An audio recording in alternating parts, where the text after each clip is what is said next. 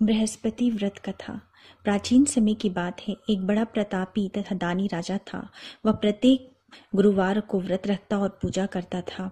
यह उसकी रानी को अच्छा नहीं लगता था। न ही वो व्रत रखती और न ही किसी को एक पैसा दान देती। राजा को भी ऐसा करने से मना करती थी। एक समय की बात है कि राजा शिकार खेलने के लिए वन में चले गए। घर पर रानी और दासी अकेली थी। उस समय गुरु बृहस्पति साधु का रूप धारण कर राजा के दरवाजे पे भिक्षा मांगने आए। साधु ने रानी से भिक्षा मांगी तो वह कहने लगी, हे साधु महाराज, मैं इस दान और पुण्य से तंग आ चुकी हूँ। आप कोई ऐसा उपाय बताइए जिससे ये सारा धन नष्ट हो जाए और मैं आराम से रह सकूं। साधु रूपी बृहस्पति देव ने कहा, हे देवी, तुम बड़ी विचित्र हो। संतान और धन के लिए भी कोई दुखी होता है। अगर तुम्हारे पास धन अधिक है तो उसे शुभ कार्यों में लगाओ जिससे तुम्हारे दोनों लोग सुधरें।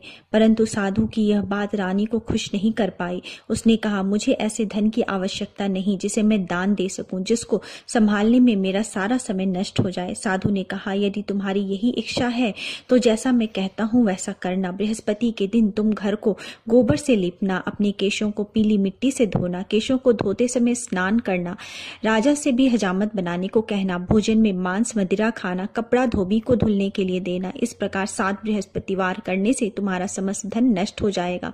इतना कहकर साधु बने बृहस्पति देव अंतर्ध्यान हो गए। साधु के कहे अनुसार करते हुए अभी रानी को 3 ही बृहस्पतिवार बीते थे कि उसकी समस्त संपत्ति नष्ट हो गई। भोजन के लिए परिवार तरसने लगा।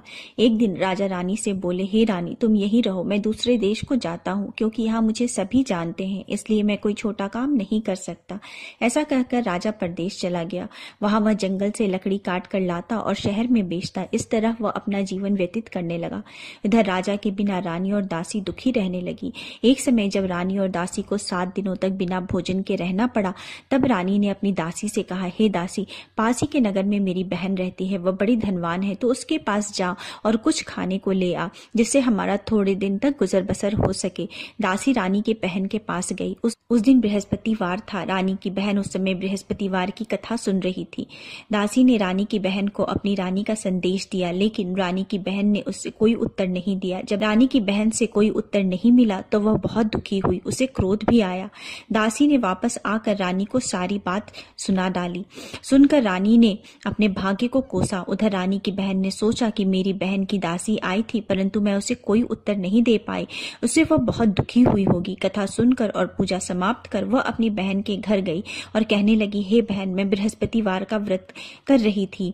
तुम्हारी दासी गई थी, परंतु जब तक कथा सुनते हैं तब तक न उठते हैं और न ही बोलते हैं, इसलिए मैं नहीं बोली। कहो दासी क्यों गई थी? रानी बोली, बहन, हमारे घर अनाज नहीं था। ऐसा कहते कहते रानी की आंखें भर आई। उसने दासी समेत भूखे रहने की बात भी अपनी बहन को विस्तार पूर्वक कह सुनाई। रानी की बहन बोली, बहन देखो, बृहस्पति देव भगवान सबकी मनोकामना पूर्ण करते हैं। देखो, शायद तुम्हारे घर में अनाज रखा हो। यह सुनकर दासी घर के अंदर गई तो वहां उसे एक घड़ा अनाज से भरा हुआ मिला। उसे बड़ी हैरानी हुई। उसने एक एक बर्तन देख लिया था। उसने बाहर आकर रानी को बताया। दासी रानी से कहने लगी, हे रानी, जब आपको भोजन नहीं मिलता तो हम व्रत ही करते हैं, इसलिए क्यों न इनसे व्रत की कथा की विधि पूछ ली जाए, हम भी व्रत किया करेंगे। दासी के कहने पर रानी ने अपनी बहन से बृहस्पतिवार की व्रत की कथा की विधि पूछी और उसकी बहन ने बताया, बृहस्पतिवार के व्रत में चने की दाल और मुनक्का से विष्णु भगवान का केले के जड़ में पूजन करें, एक दीपक जलाएं, पीला भोजन करें तथा कथा सुने। इससे गुरु भगवान प्रसन्न होते हैं, मनोकामना पूर्ण करते हैं। व्रत और पूजन की विधि बताकर रानी की बहन अपने घर को लौट आई। रानी और दासी दोनों ने निश्चय किया कि बृहस्पति देव भगवान का पूजन जरूर करेंगे। 7 रोज बाद जब बृहस्पतिवार आया तो उन्होंने व्रत रखा। घुड़साल से जाकर चना और गुड़ बिन कर लाई तथा उसकी दाल से केले के जड़ तथा विष्णु भगवान का पूजन किया। अब पीला भोजन कहाँ से आए? दोनों बड़ी दुखी हुई, परंतु उन्होंने व्रत किया था, इसलिए बृहस्पति देव भगवान प्रसन्न थे। एक साधारण व्यक्ति के रूप में वे 2 थाल में सुंदर पीला भोजन लेकर आए और दासी को देकर बोले, हे दासी, यह भोजन तुम्हारे लिए और तुम्हारी रानी के लिए है, इससे तुम दोनों ग्रहण करना। दासी भोजन पाकर बहुत प्रसन्न हुई। उसने रानी को सारी बात बताई। उसके बाद वे दोनों प्रत्येक बृहस्पतिवार को गुरु भगवान का व्रत करने और पूजन करने लगी। बृहस्पति भगवान की कृपा से उनके पास धन आ गया। परंतु रानी फिर पहले की तरह आलस्य करने लगी। तब दासी बोली, देखो रानी, तुम पहले भी इस प्रकार आलस्य करती थी। तुम्हें धन रखने में कष्ट होता था, इस कारण सभी धन नष्ट हो गया। अब गुरु भगवान की कृपा से धन मिला है तो फिर तुम्हें आलस्य हो गया है। बड़ी मुसीबतों के बाद हमने यह धन पाया है, इसलिए हमें दान पुण्य करना चाहिए। अब तुम भूखे मनुष्यों को भोजन कराओ, प्याऊ लगवाओ, ब्राह्मणों को दान दो, कुआं, तालाब, बावड़ी आदि का निर्माण कराओ, मंदिर, पाठशाला आदि बनवाओ, कुंवारी कन्याओं का विवाह कराओ, अर्थात धन को शुभ कार्यों में खर्च करो, जिससे तुम्हारे कुल का यश बढ़े तथा स्वर्ग प्राप्त हो और पितर प्रसन्न हो। दासी की बात सुनकर रानी शुभ कार्य करने लगी, उसका यश फैलने लगा। एक दिन रानी और दासी आपस में विचार करने लगी कि न जाने राजा किस दशा में होंगे।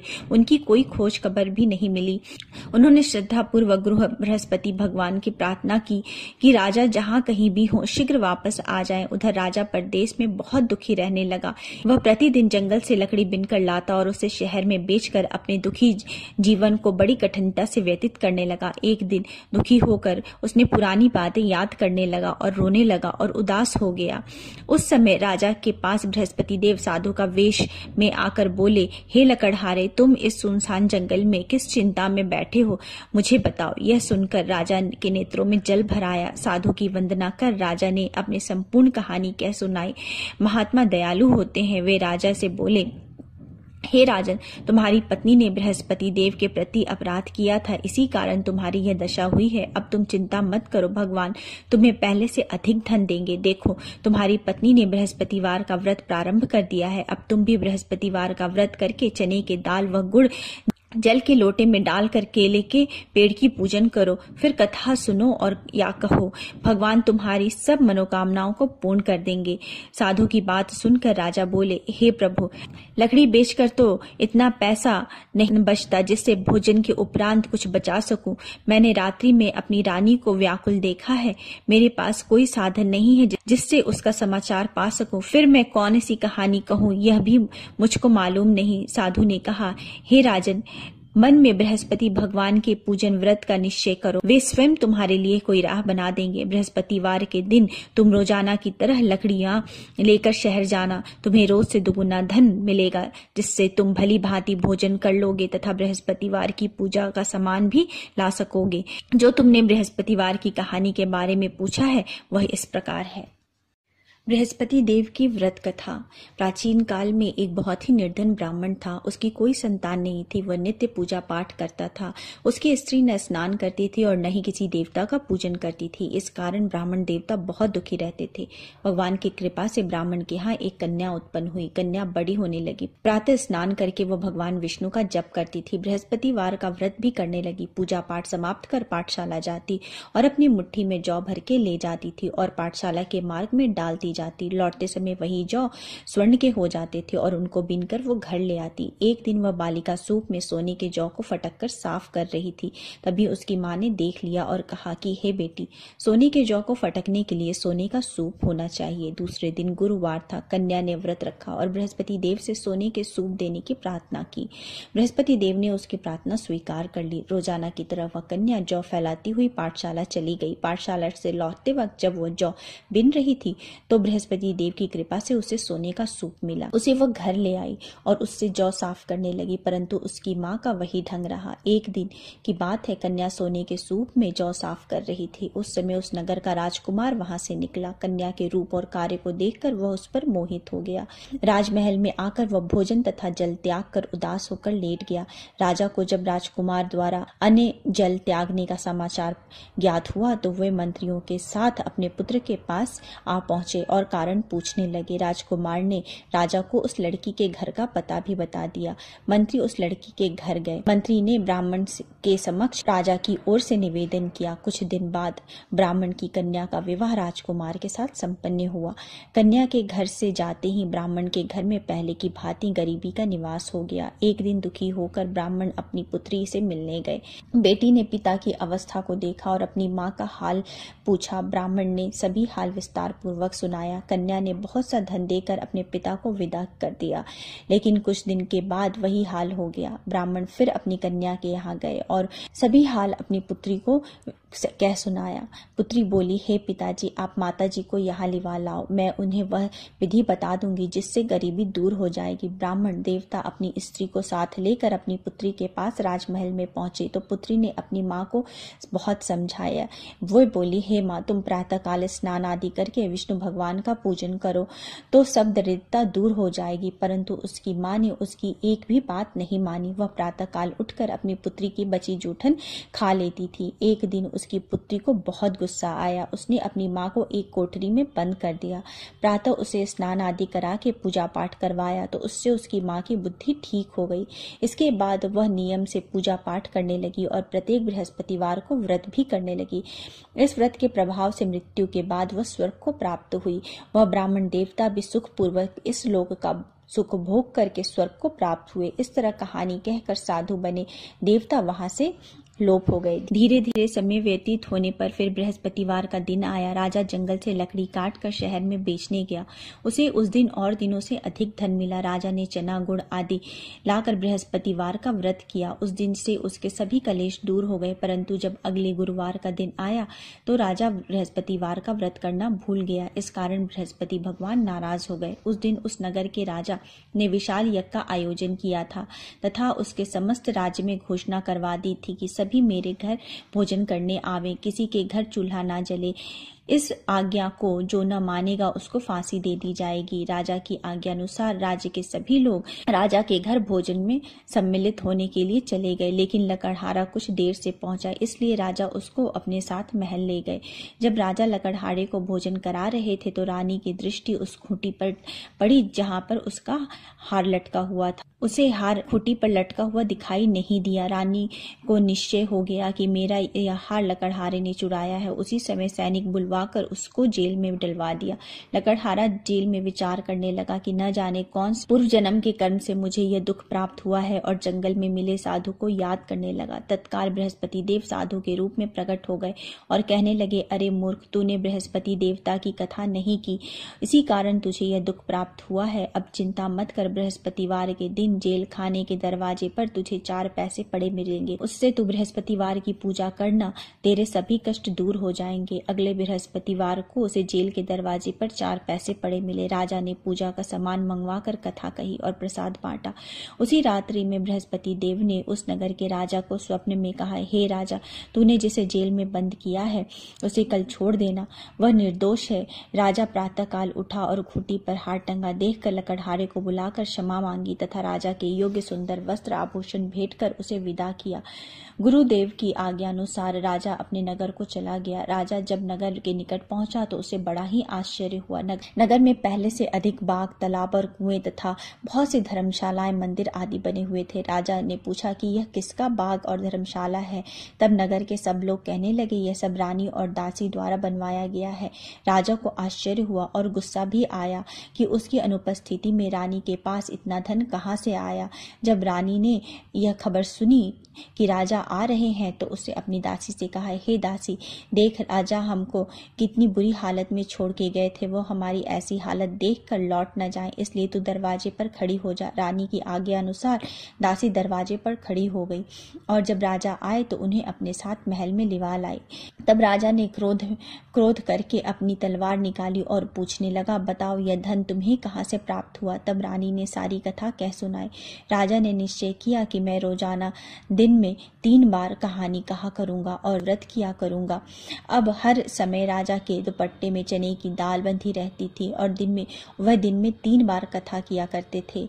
एक रोज राजा ने विचार किया कि चलो अपनी बहन के यहाँ हो आऊं। इस तरह का निश्चय कर राजा घोड़े पर सवार हो अपनी बहन के यहाँ चल दिए। मार्ग में उन्होंने देखा कि कुछ आदमी एक मुर्दे को लिए जा रहे हैं। उन्हें रोककर राजा कहने लगा, अरे भाइयों, मेरी बृहस्पतिवार की कथा सुन लो। वे बोले, लो, हमारा तो एक आदमी मर गया है, इसको अपनी कथा की पड़ी है। परंतु कुछ आदमी बोले, अच्छा कहो, हम तुम्हारी कथा भी सुनेंगे। राजा ने दाल निकाली और कथा कहनी शुरू कर दी। जब कथा आधी हुई थी तो मुर्दा हिलने लगा और जब कथा समाप्त हुई तो राम राम करके मुर्दा उठकर खड़ा हो गया। राजा आगे बढ़ा। उसे चलते चलते शाम हो गई। आगे मार्ग में उसे एक किसान खेत में हल चलाता मिला। राजा ने उससे कथा सुनने का आग्रह किया, लेकिन लेकिन वो नहीं माना। राजा आगे चल दिया। राजा के हटते ही बैल पछाड़ खाकर गिर गए तथा किसान के पेट में बहुत जोर से दर्द होने लगा। उसी समय किसान की माँ रोटी लेकर आई। उसने यह सब देखा तो अपने पुत्र से सब हाल पूछा। बेटे ने सभी हाल कह बताया। बुढ़िया दौड़े दौड़े उस घुड़सवार के पास पहुंची और उससे बोली, मैं तेरी कथा सुनूंगी, तू अपनी कथा मेरे खेत में चलकर कहना। राजा ने लौटकर बुढ़िया के खेत में जाकर कथा कही, जिससे सुनते ही बैल खड़े हो गए तथा किसान के पेट का दर्द भी बंद हो गया। राजा अपनी बहन के घर पहुंचा। बहन ने भाई की खूब मेहमानदारी की। दूसरे रोज प्रातःकाल राजा जागा तो वह देखने लगा कि सब लोग भोजन कर रहे हैं। राजा ने अपनी बहन से जब पूछा, कोई ऐसा मनुष्य है जिसे भोजन नहीं किया हो तो मेरे बृहस्पति भगवान की कथा सुन ले। बहन बोली, हे भैया, यह देश ऐसा ही है। यहाँ सब लोग पहले भोजन करते हैं, बाद में कोई अन्य काम करते हैं। फिर वह एक कुम्हार के घर गई जिसका लड़का बीमार था। उससे मालूम हुआ कि उसके यहाँ 3 दिन से किसी ने भी भोजन नहीं किया है।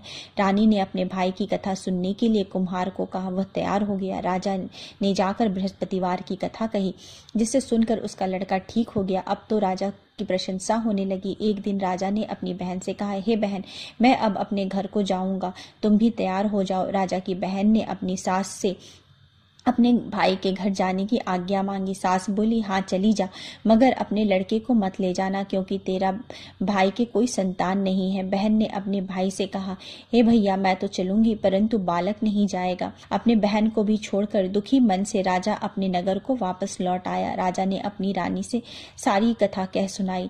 बिना भोजन किए वह शैया पर लेट गया। रानी बोली, हे प्रभु, बृहस्पति देव ने हमें सब कुछ दिया है, वे हमें संतान भी अवश्य देंगे।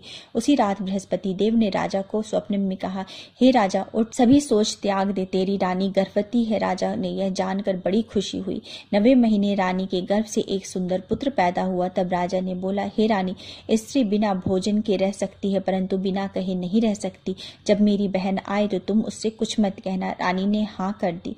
जब राजा की बहन ने यह शुभ समाचार सुना तो वह बहुत खुश हुई और विदाई देने के लिए भाई के यहाँ आई। रानी ने तब उसे आने का उलाहना दिया। जब भाई आपके साथ ला रहे थे तब टाल गई, उनके साथ न आई और आज अपने आप ही भागी भागी बिना बुलाए आ गई।